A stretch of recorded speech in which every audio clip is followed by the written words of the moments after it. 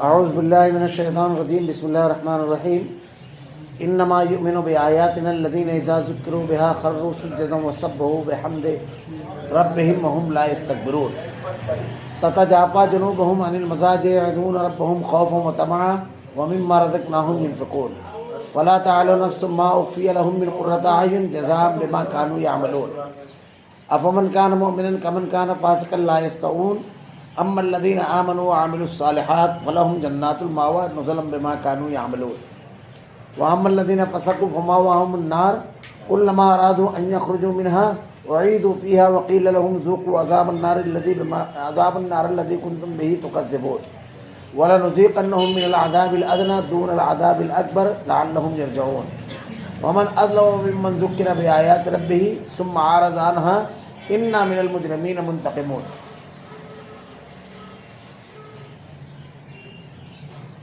ہماری آیتوں پر وہی ایمان لاتے ہیں جنہیں جب کبھی ان سے نصیحت کی جاتی ہے تو سجدے میں گر پڑتے ہیں اور اپنے رب کی حمد کے ساتھ اس کی تسبیح پڑھتے ہیں اور تکبر نہیں کرتے.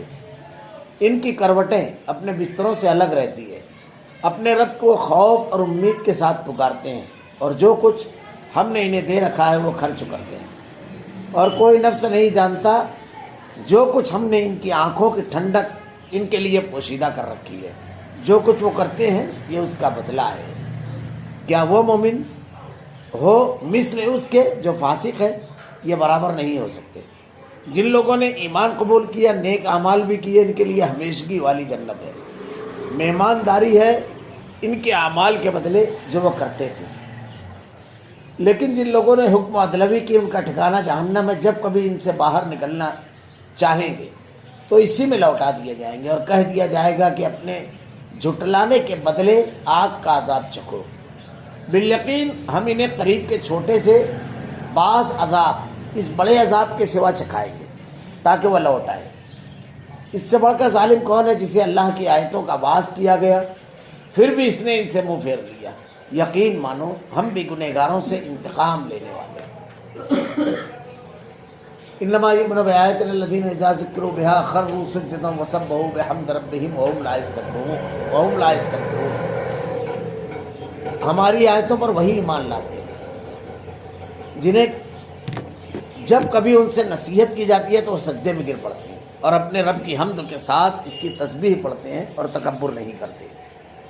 اللہ رب العالمین نے یہاں اہل ایمان کی کچھ خوبیوں کا جو ان کے اندر ایمان کی وجہ سے اللہ رب العالمین پر ایمان لانے اور اللہ کی محبت سے پیدا کرتا ہے رب العالمین، ان خوبیوں کا یہاں رب العالمین نے تذکرہ کیا ہے کہ اہل ایمان میں کیا خوبیاں پیدا ہو جاتی ہے. اور اہل ایمان بھی جو ہیں تو اس میں درجات والے ہیں، یعنی جتنا پختہ ایمان ہوتا ہے عمل پہ ویسی مضبوط جھلک ہوتی ہے اور عمل کے اثرات ویسے اس کے اوپر ہوتے ہیں، اور کمزوری جیسے جیسے ہوتی ہے عمل کا معاملہ ویسے ویسے کمزور ہو جاتا ہے. آئینے کی طرح معاملہ ہے یہ، یعنی اس کا عکس و نمایاں طور پر اندر کی مضبوطی کا عکس و باہر نظر آتا ہے. تو اللہ رب العالمین نے اہل ایمان کی بہت بڑی خوبی جو ان کے اندر ہے، جو اللہ سے بہت شدید محبت کرنے والے ہیں. اللہ نے ارشاد فرمایا والذین آمنوا اشد حبا للہ. اہل ایمان کی محبت اللہ کے لیے بڑی شدید ہوتی ہے، بہت بڑھ جاتی ہے. اللہ کی محبت پر وہ تمام محبتوں کو اور تمام چیزوں کو قربان کر دیتے ہیں. اس میں سے ایک صفت بیان کی جا رہی ہے کہ وہ ہماری آیتوں پر وہی ایمان لاتے ہیں، وہی ایمان لاتے ہیں جنہیں جب کبھی ان سے نصیحت کی جاتی ہے تو وہ سجدے میں گر پڑتے ہیں. وہی ایمان لاتے ہیں کہ جب کبھی ان سے نصیحت کی جاتی ہے تو وہ سجدے میں گر جاتے ہیں. اللہ رب العالمین کی آیتیں اور اللہ رب العالمین کا پیغام جب ان کے سامنے پڑھا جاتا ہے، جب ان کے سامنے اللہ کی باتیں پیش کی جاتی ہے تو وہ اللہ رب العالمین کی عبادت میں اور بڑھ جاتے ہیں. سجدے میں گر جانا اور بڑھ جاتے ہیں. اللہ رب العالمین کے سامنے سرو سجود ہو دیتے ہیں اور سجدے میں جا کر کیا کرتے ہیں؟ اللہ نے ارشاد فرمایا اپنے رب کی حمد کے ساتھ اس کی تسبیح پڑھتے ہیں، اس کی پاکی پڑھائی بیان کرتے ہیں، اس کی حمد کرتے ہیں. یہ بڑی اہم چیز ہے. اگر کسی آدمی کی زبان حمد والی زبان ہو گئی، یعنی اللہ کی تعریف بیان کرنے والی زبان، سمجھ لیجئے کہ اس کی بندگی نکھر گئی. اللہ رب العالمین نے جو بھی چیز اس کو دی ہے، جو بھی انعامات، تو انعامات کو یاد کر کے اس انعامات کے فوراً بعد اس کی زبان سے اگر نکلتا ہے الحمدللہ سبحان اللہ، اللہ کی تعریف بیان کرتا ہے، اگر فوراً اللہ رب العالمین نے ارشاد فرمایا لئن شکرتم ولئن ازیدنکم، لئن شکرتم لازیدنکم ولئن کفرتم ان عذابی لشدید، اگر تم شکر گزار بنو گے تو اللہ رب العالمین مزید دے گا.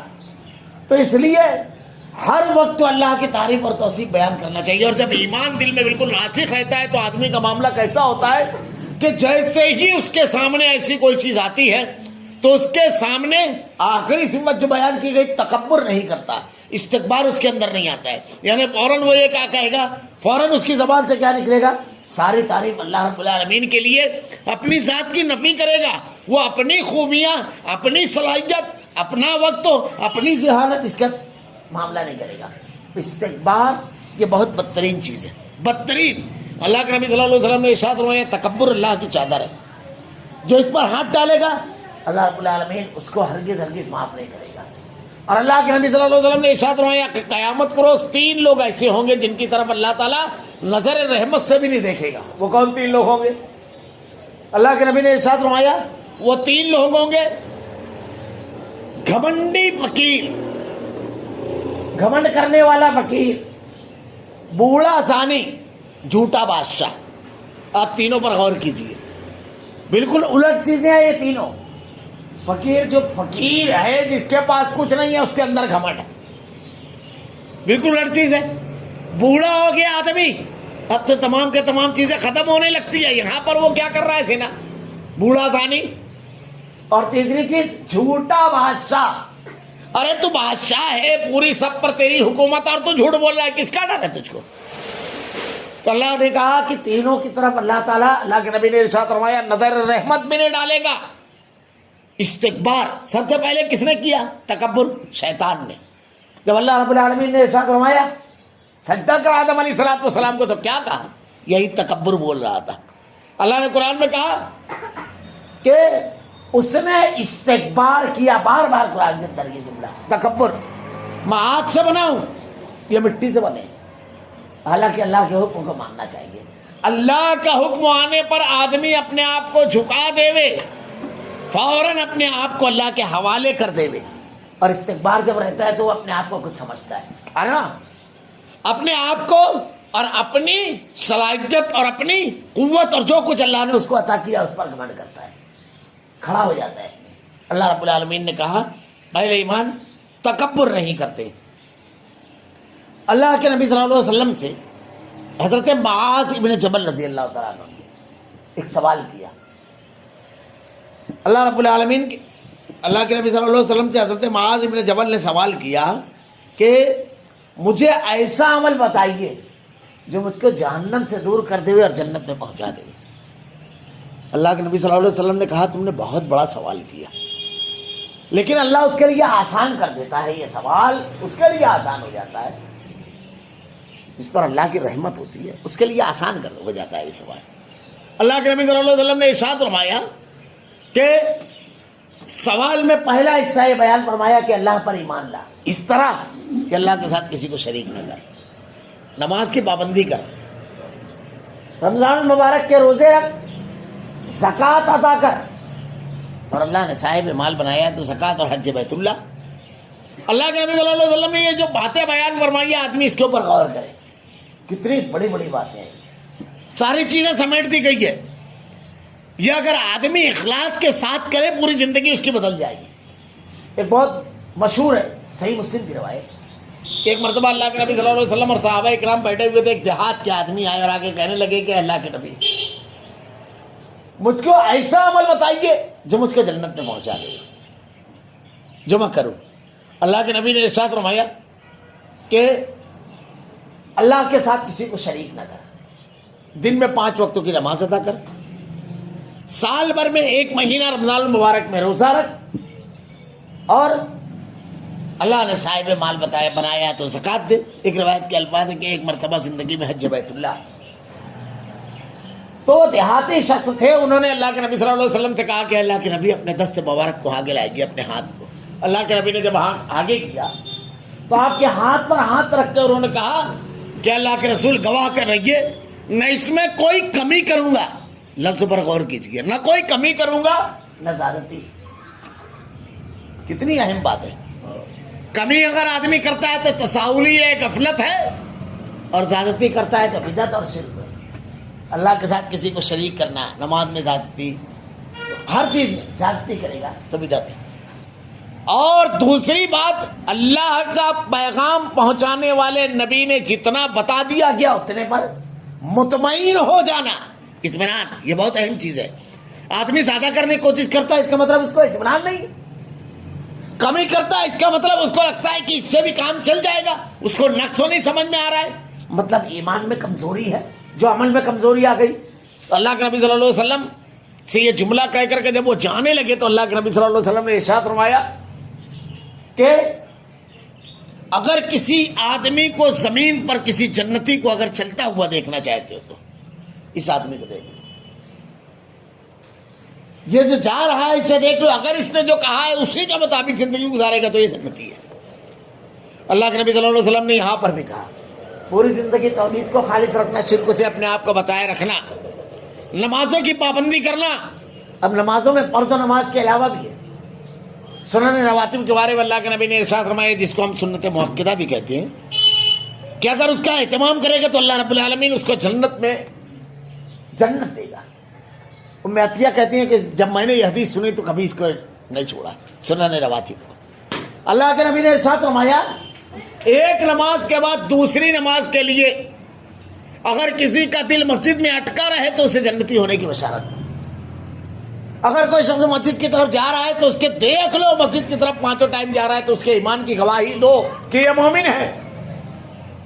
بے شمار فضیلتیں ہیں۔ نماز جب پڑھتا ہے آدمی اللہ کے جناب میں اس کی پاکی اور بڑائی بیان کرتا ہے، اگر اس کے ذہن و دماغ میں وہ تمام چیزیں طاری رہے کہ وہ سجدے میں جا کر کے کس کی پاکی بیان کر رہا ہے، سبحان ربی الاعلیٰ، رکوع میں کیا کہہ رہا ہے، سبحان ربی العظیم، دو سجدوں کے درمیان کہتا ہے اللہم اغفر لی، اے اللہ میری مغفرت فرما رب العالمین، سارے گناہ یاد آ جاتے ہیں۔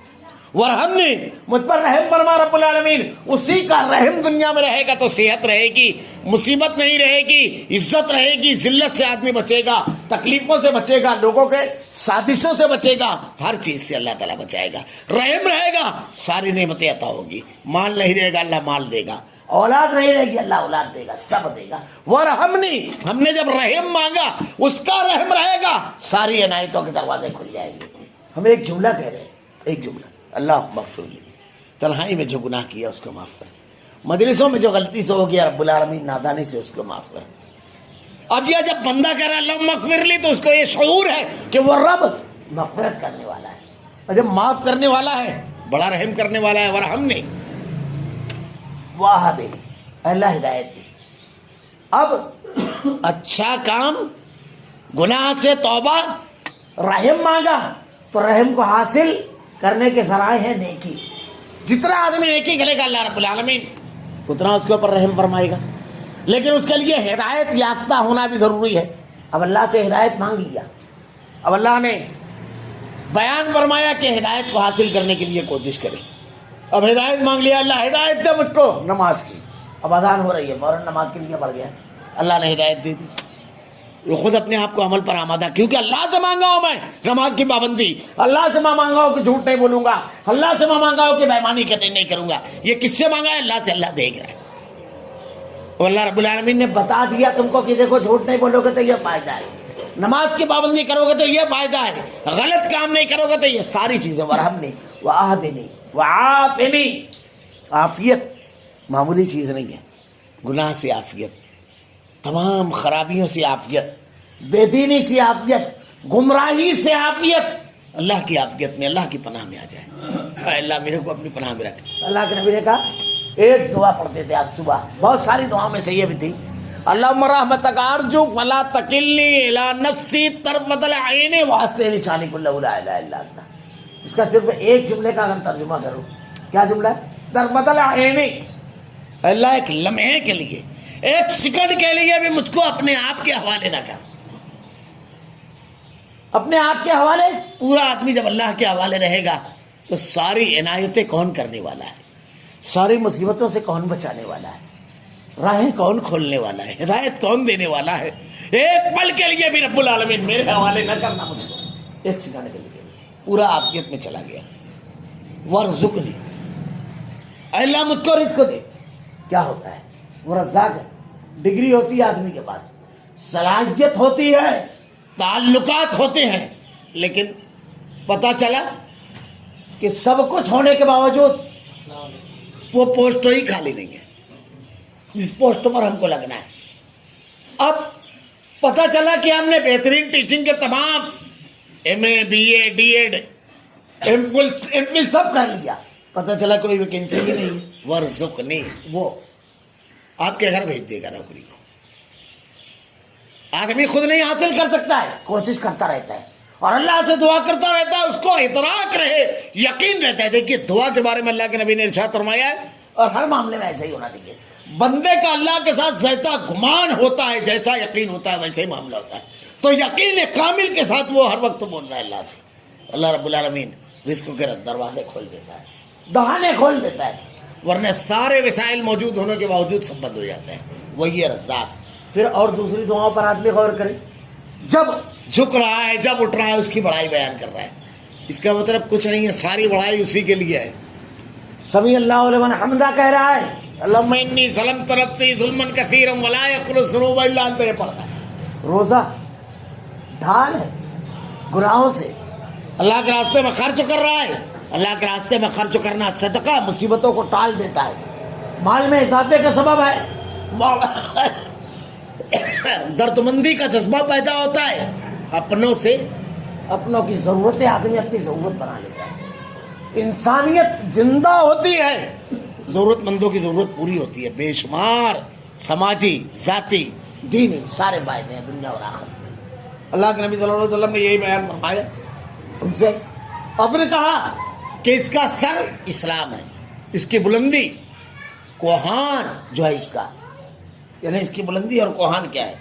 تو اللہ کے نبی صلی اللہ علیہ وسلم نے ارشاد فرمایا کہ سن کہ اس کی بلندی اللہ کی راہ میں جہاد کرنا ہے، اور اس کا ستون نماز ہے، کہ اللہ رب العالمین کی رضا اور خوشنودی والا عمل جو جنت میں لے کر کے جائے آدمی کو اور جہنم سے دور کر دے وے۔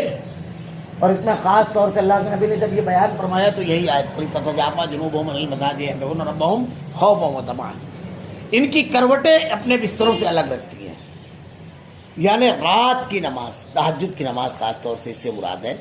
اللہ کے نبی صلی اللہ علیہ وسلم نے ارشاد فرمایا کہ قیامت کے روز ایسا معاملہ ہوگا کہ تہجد گزار جو لوگ ہوں گے تو ان لوگوں کا معاملہ یہ ہوگا کہ فرشتہ آواز لگائے گا، اور ان کے لیے جب آواز لگائی جائے گی سب کے سامنے عیاں کر دیا جائے گا ان کا معاملہ، اور ان کو الگ کر دیا جائے گا۔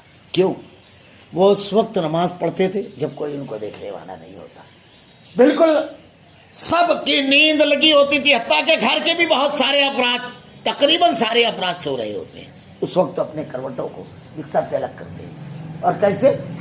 تتجافی جنوبہم عن المضاجع یدعون ربہم خوفا وطمعا، خوف سے، جہنم کے ہولناک عذاب کیسی پکڑ ہونے والی ہے، سجدے میں جا رہے ہیں تو آنسو بہ رہا ہے، اللہ اس آگ سے بچا رب العالمین، اس کے عذاب سے بچا رب العالمین، رب العالمین اس کی پکڑ سے بچا رب العالمین، جہنم سے محفوظ رہے، خوف سے۔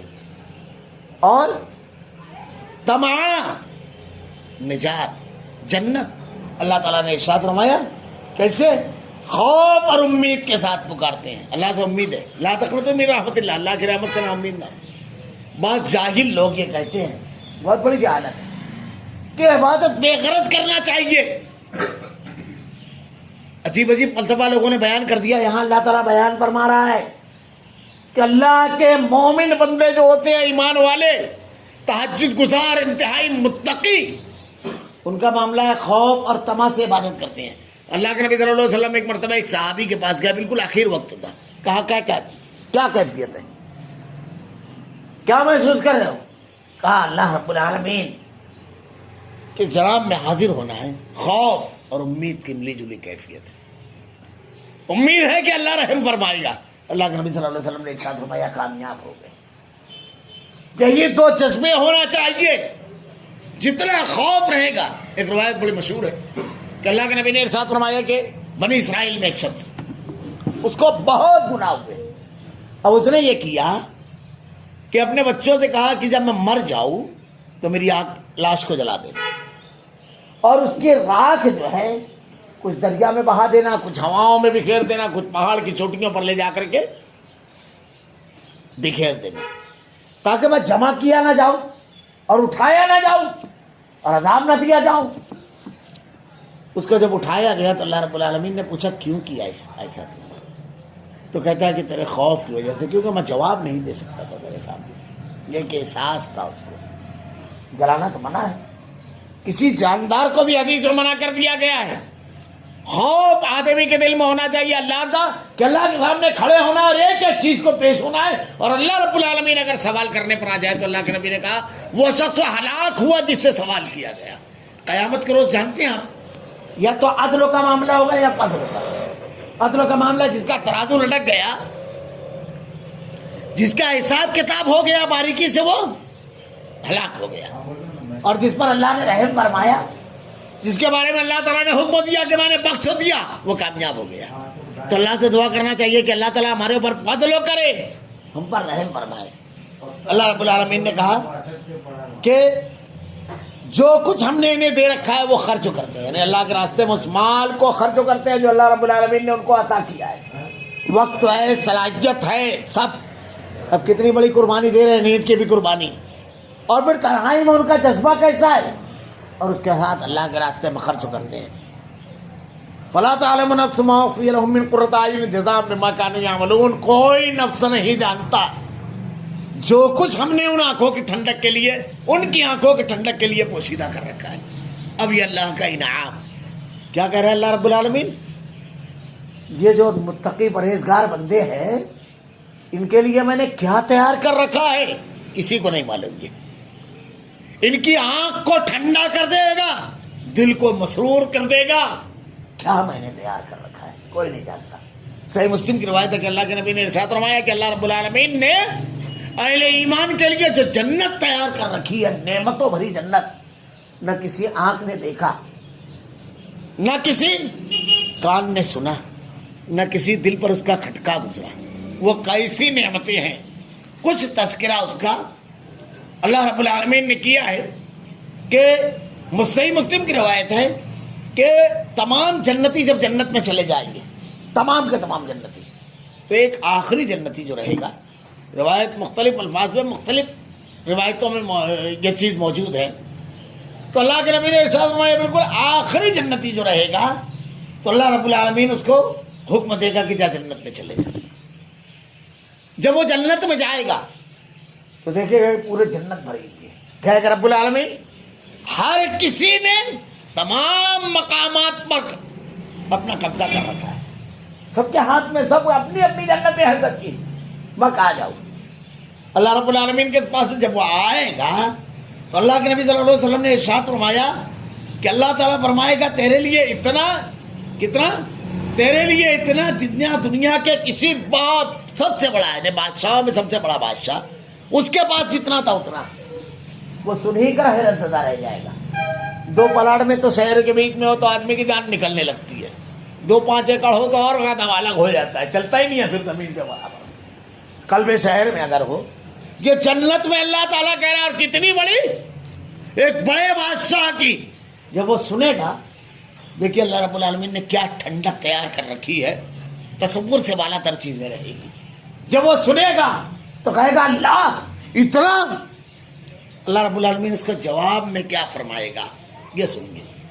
اللہ تعالیٰ فرمائے گا کہ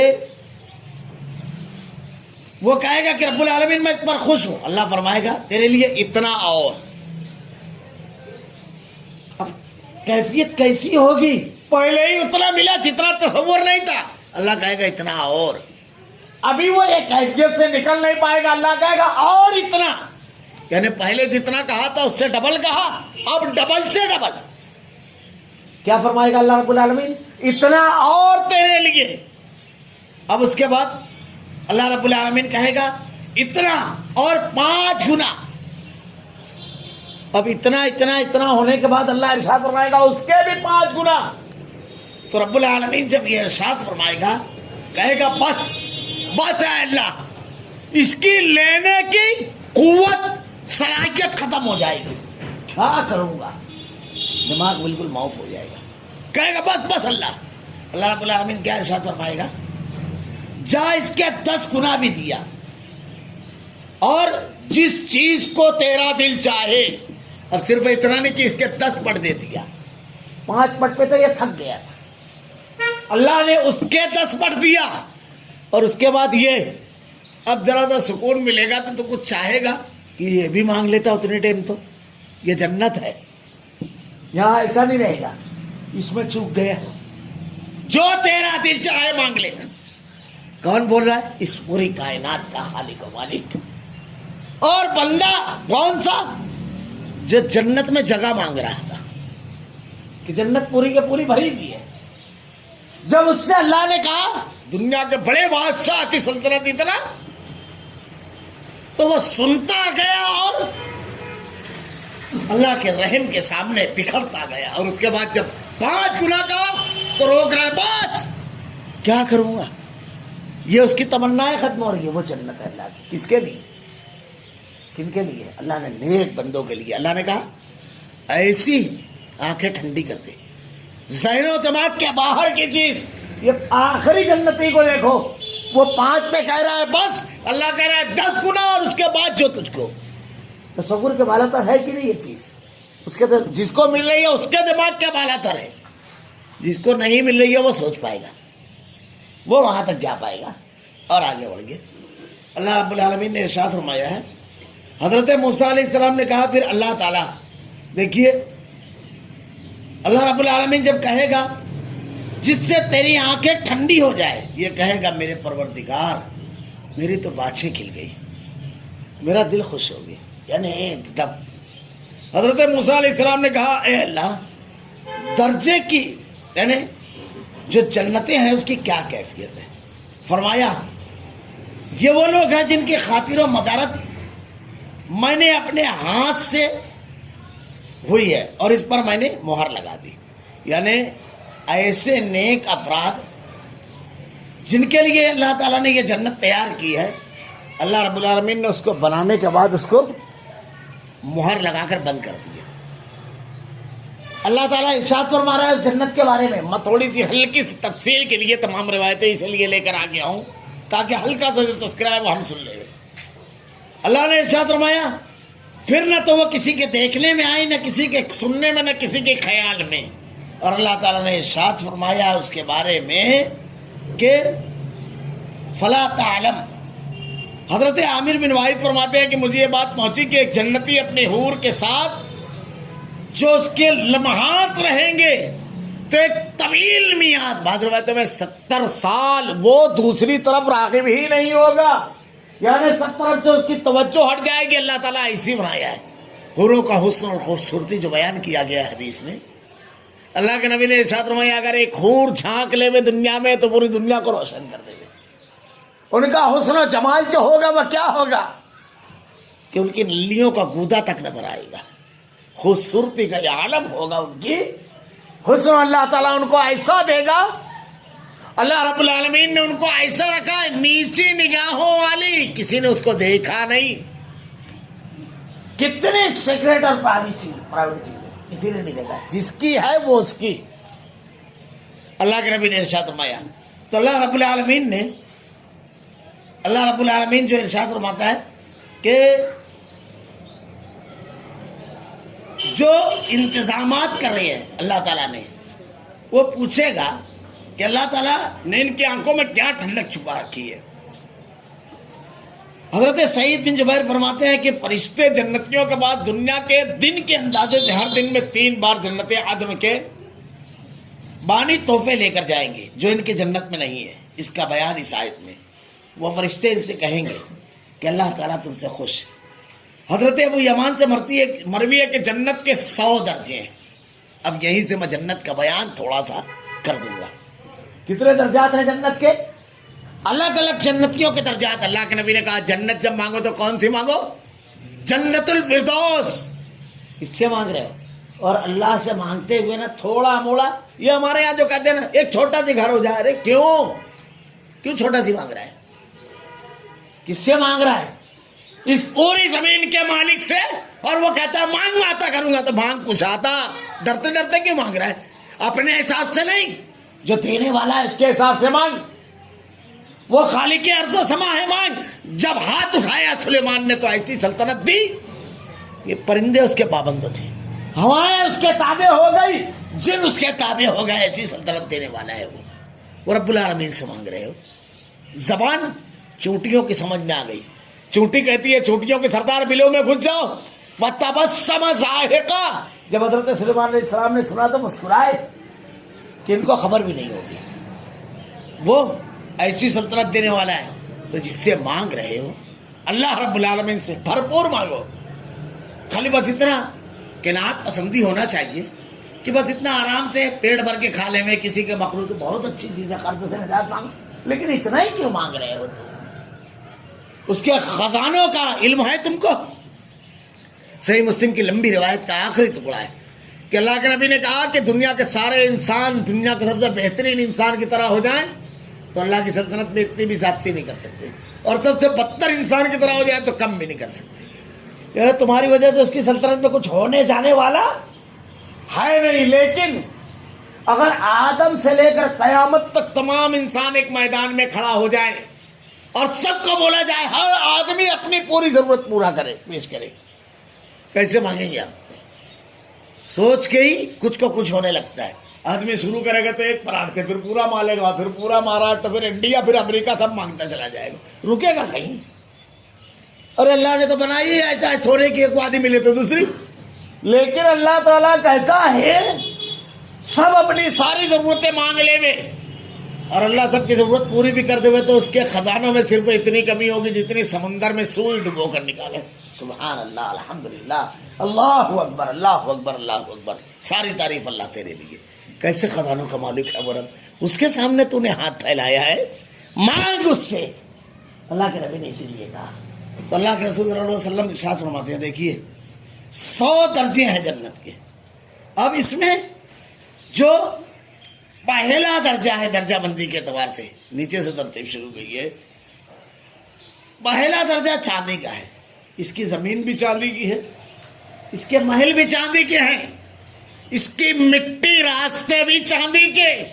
ہمارے یہاں تو چمچ کسی کا چاندی کا ہو جاتا ہے تو بہت ہاتھ میں نہیں رہتا ہے، کہتے ہیں نا منہ میں چاندی کا چمچہ لے کر پیدا ہوا سونے کا، چاندی کے برتن میں کھا رہے ہیں، ان کے چلیں گے جس پر وہ چاندی کا سب، پر یہاں والی تھوڑی ہوگی، اتنی گھٹیا ہے تو ہم کو سمجھانے کے لیے کہی جا رہی ہے، جنت کی تو جنت والی ہوگی۔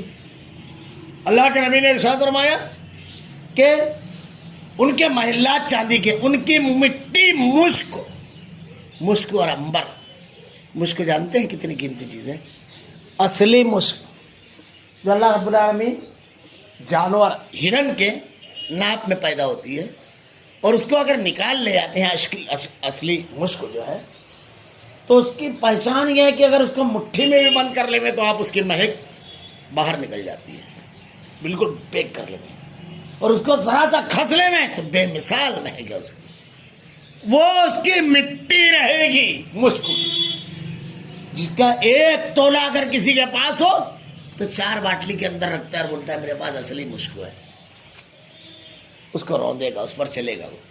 اللہ کے نبی نے ارشاد فرمایا دوسرا درجہ سونے کا، زمین بھی سونے کی، ہمارے یہاں 1 تولے میں آدمی تھک جاتا ہے، 1 اور 2 تولے میں، زمین بھی سونے کی ہوگی۔ اللہ کے نبی نے ارشاد فرمایا برتن اور مٹی، برتن بھی سونے کے، مٹی مشک کی، اور تیسرے درجے کی جو جنت ہوگی، اللہ کے نبی صلی اللہ علیہ وسلم نے ارشاد فرمایا زمین اس کی موتی کی ہوگی، گھر بھی موتی کے، برتن بھی موتی کے، بہت قیمتی ہوتا ہے موتی۔ یہ اس کی قیمت جو لوگ اس کو جانتے ہیں وہ جانتے ہیں۔ آج ہمارے یہاں بھی کسی کے پاس 1 موتی کا ہار ہے، سونا پہننے والے تو ہر گلی میں مل جائیں گے، لیکن شہروں میں موتی پہننے والے خال خال ملتے ہیں، بہت مشکل سے، سب کچھ اسی کا ہوگا۔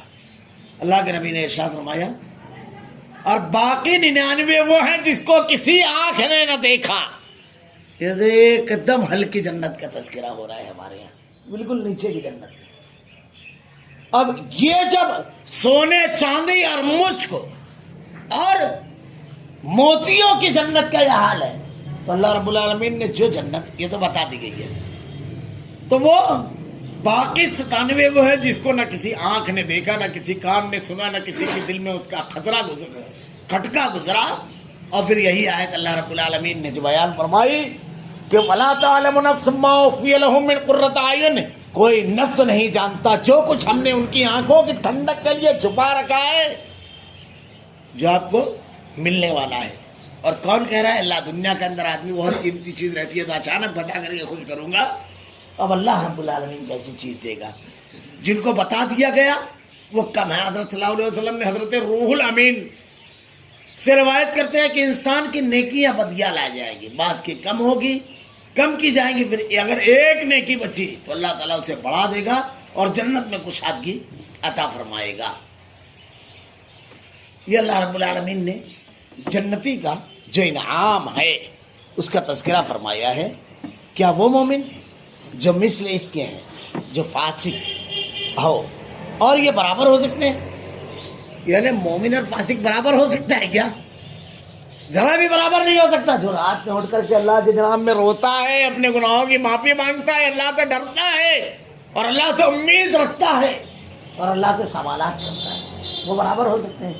اللہ کے نبی نے ارشاد فرمایا قیمتی ترین آنکھ کیا ہے جانتے ہو کون سی ہے؟ جس کے 2 قطرے آنسو تنہائی میں اللہ کے خوف سے، اللہ کے ڈر سے نکل جائے۔ 2 قطرہ آنسو صرف آدمی نکال دے، کبھی تنہا بیٹھا ہوا ہے، کبھی سفر میں چل رہا ہے بالکل اکیلا ہے، کبھی نماز کی حالت میں ہے سجدے میں، اور اس کی جناب میں 2 قطرے آنسو اللہ کے ڈر سے نکل جائے۔ اللہ رب العالمین کے نزدیک بہترین عمل ہے، بہترین شخص ہے وہ، اور اللہ اسے بخش دے گا رب العالمین اگر وہ موحد ہوگا۔ اللہ رب العالمین نے وہ لوگ جو راتوں میں نماز پڑھتے ہیں، تہجد، ہمارے یہاں بڑی کمزوری پائی جاتی ہے اس کے سلسلے میں، اور یہاں ایک بات یاد رکھنا چاہیے، فرائض تو آپ اعلانیہ پڑھیے، جیسے فرض نمازیں ہیں 5 وقت کی، روزہ آدمی رمضان المبارک میں اعلانیہ رکھے، لیکن نفل و عبادتیں جو ہیں اس کو چھپا کر کرنا چاہیے۔ ہمارے یہاں دیکھیے بعض لوگوں کا معاملہ یہ ہے کہ تسبیح لے کر چلتے رہتے ہیں۔ پڑھنا تسبیح بری چیز نہیں، بہت اچھی بات ہے، ذکر و اذکار کرنا چاہیے، لیکن آدمی بات نہیں کر رہا ہے اور دانے بھی چل رہے ہیں، سمجھ میں نہیں آتا 2 in 1 کیوں معاملہ ہے، ایک پہ ایک فری۔ اچھا مجمع دیکھ رہا ہے، آپ دل میں کیجیے، نوافل جتنی بھی ہے جتنا چھپ کر کے کی جائے، جتنی، تاکہ اللہ کی جناب میں آپ اٹھائیں ہاتھ تو کہہ دے کہ رب العالمین صرف تو جاننے والا ہے، اخلاص پیدا ہوتا ہے اس سے۔ اور تہجد کی جو نماز ہے، اللہ کے نبی صلی اللہ علیہ وسلم نے صرف حج کے موقع پر ایک دن تہجد کی نماز پڑھی، فتہجد بہ نافلۃ لک عسیٰ ان یبعثک ربک مقاما محمودا۔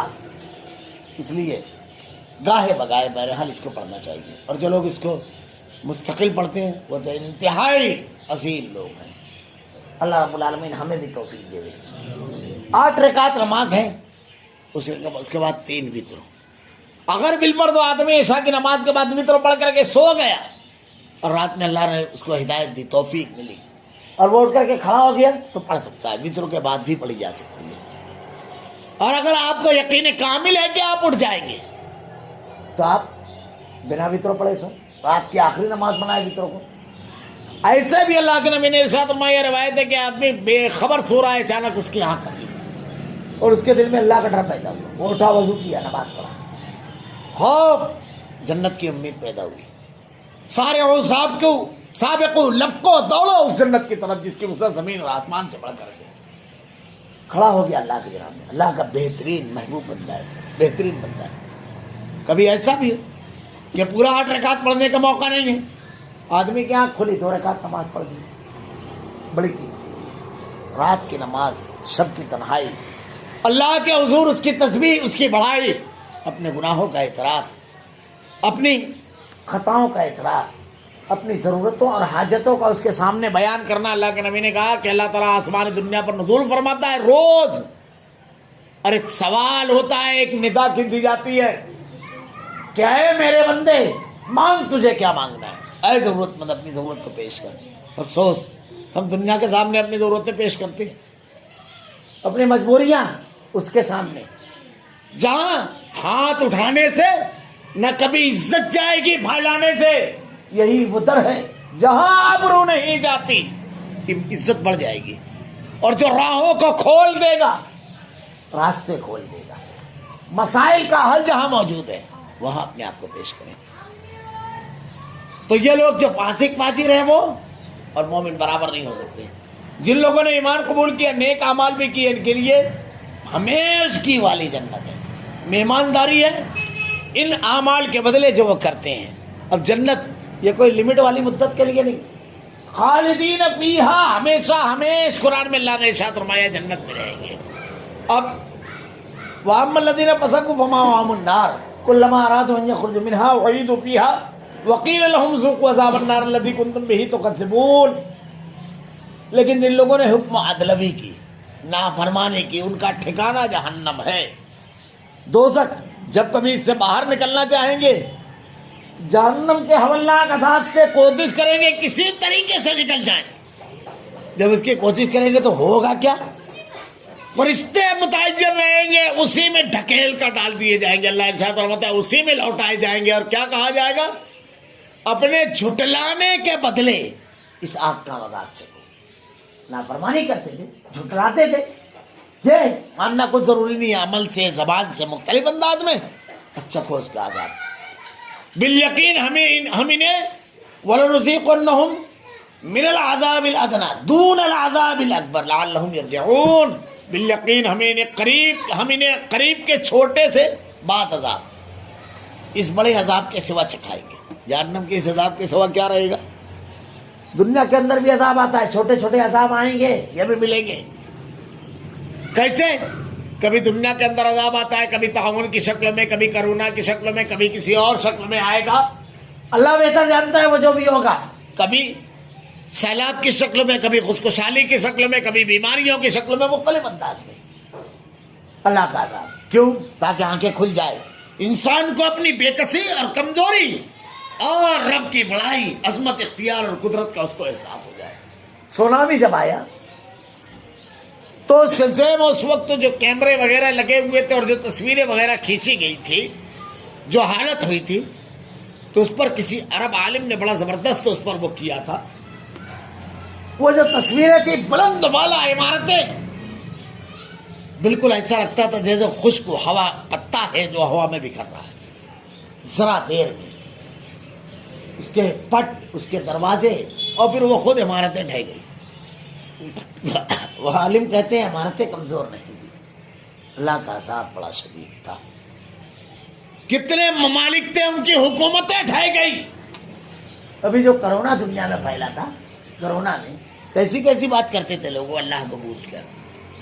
ایسا لگتا تھا جیسے ان کی قوت, ان کی طاقت, ان کا اختیار, ہم ان کو نکال دیں گے, ان کو لیے ویزا نہیں, ان کے لیے. الگ الگ حکومتیں الگ الگ اعلان کر رہی تھی. اللہ کی ایک مخلوق اللہ نے چھوڑی. وما يعلم جنود ربك الا هو وما هو الا ذکریٰ للبشر. اللہ کے بے شمار لشکری ہیں جن کو تم نہیں جانتے, یہ تو دکھائی بھی نہیں دیتا ہے. جب یہ نکلا سب گھروں میں گھس گئے. وہ کہتا ہے نا افتخار عارف کہ لہجہ کیسا تھا بات کرنے کا, یہ کس کی رعونت وقت خاک ڈال گیا, یہ کون بول رہا تھا خدا کے لہجے میں. ساری زبانیں بند تھی, سب سپر طاقتیں بیٹھ گئی گھٹنوں کے بل. آدمی مل رہا ہے تو پردے میں ایک دوسرے سے فاصلہ باقی رکھو. جو سب کو نکل رہے تھے خود کسی کے قریب نہیں آ رہے, بھاگ رہے ہیں گھروں میں. اللہ رب العالمین اگر چاہے ساری قوت, سارا اختیار اس کے لیے. شدید گرمی ہو, پتہ چلتا 50 ڈگری 52 ڈگری ہے, گھر کے باہر من نکل لیا ورنہ موت. شدید سردی ہے, ابھی ایک جگہ 50 ڈگری سیلسیس منفی ریکارڈ کیا گیا, جانور چلتا ہوا کھڑا ہے, جم گیا. اتنی خطرناک یہ موسم, یہ سب اللہ کے اختیار میں. اللہ رب العالمین کہتا ہے کہ چھوٹا عذاب, اور اس کے بعد بڑا والا تو یقینی طور پر باقی ہے تاکہ وہ لوٹ آئے.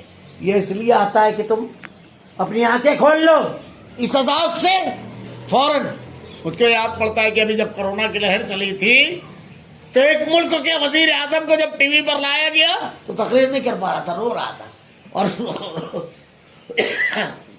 रोते हुए कहता है अब सारी उम्मीद सिर्फ उससे है। अर्रहमान वाला नशिस्तवा, रहमान अर्श पर मुस्तवी है। जो अपने आप को कहते हैं टेक्नोलॉजी ने हमको बेगाना कर दिया है हर चीजों से, रब का भी इनकार कर दिया। वो कहते थे कि उससे सारी चीजें, आसमान की तरफ नजरें उठा कर लेते थे। अल्लाह कहता है वमन अज़लम मिम्मन ज़ुक्किरा बिआयाति रब्बिही सुम्मा अअरज़ अन्हा इन्ना मिनल मुजरिमीन मुंतक़िमून। फिर इससे बढ़कर जालिम कौन है? जिसे अल्लाह की आयतों से वाज की गई, नसीहत की गई, इसने मुंह फेर लिया, माना नहीं, सर नहीं झुकाया। यकीन मानो हम भी इन गुनहगारों से इंतकाम लेने वाले हैं। अल्लाह की आयतों को नसीहत की, नसीहत नहीं मानी, जवाब कौन देगा? पैगाम अल्लाह का था, जवाब भी अल्लाह रब्बुल आलमीन देगा। और अल्लाह के अहकामात को माना तो इनाम कौन देगा? अल्लाह का पैगाम, इनाम भी अल्लाह ताला देगा। दोनों का तज़किरा एक साथ कर दिया है और इस दुनिया को दारुल इम्तिहान बनाया है। अल्लाह रब्बुल आलमीन इनामात वाली जन्नत हल्का सा उसका तज़किरा करके कहा है कि अगर सब की तन्हाई में मेरे हुजूर सज्दा रेज़ होगे, तस्बीह और बड़ाई बयान करने वाले रहोगे तो आंखें ठंडी हो जाएगी। ऐसी नेमत दूंगा तुमको जिसका तसव्वुर नहीं कर सकते तुम। और अगर नाफरमानी करोगे, हवलनाक अज़ाब जिससे निकल नहीं पाओगे। अल्लाह रब्बुल आलमीन से दुआ है कि रब्बुल आलमीन हमें अज़ाब से महफूज रख, उन अमाल से महफूज रख जो तेरे अज़ाब का सबब बनने वाले हैं। रब्बुल आलमीन, रब्बुल आलमीन तेरी नाज़िल करदा आयतों पर अमल करने की तौफीक दे, तेरे अहकामात पर अमल करने की तौफीक दे। और अल्लाह तो सच्चा वादा करने वाला है। रब्बुल आलमीन तो सच्चा है महबूद। रब्बुल आलमीन अल्लाह हम तेरे बड़े कमज़ोर बंदे हैं, लेकिन तूने कहा है तेरी रहमत से ना उम्मीद ना हो। अल्लाह हमें वो जन्नतें अता कर रब्बुल आलमीन जिसका तूने वादा किया है, आंखों को ठंडा कर देने वाली वो पोशीदा जन्नतें हमें अता कर रब्बुल आलमीन। हम पर रहम फरमा रब्बुल आलमीन, हमें ऐसे अमल करने की तौफीक दे रब्बुल आलमीन जो तुझे राजी कर दे रब्बुल आलमीन। इलाही आलमीन तेरे कलाम की आयतें और तेरे नबी की हदीस को हमारा किरदार और अमल बना दे। अल्लाह हमारा खात्मा ईमान पर फरमा। रब्बना ला तुज़िग़ क़ुलूबना बअद इज़ हदैतना व हब लना मिन लदुनका रहमह इन्नका अंतल वहाब। सुब्हानकल्लाहुम्मा व बिहम्दिका अशहदु अल्ला इलाहा इल्ला अंता अस्तग़फिरुका व अतूबु इलैक। तो बिल्कुल स्टार्ट में रख दिया तुमने।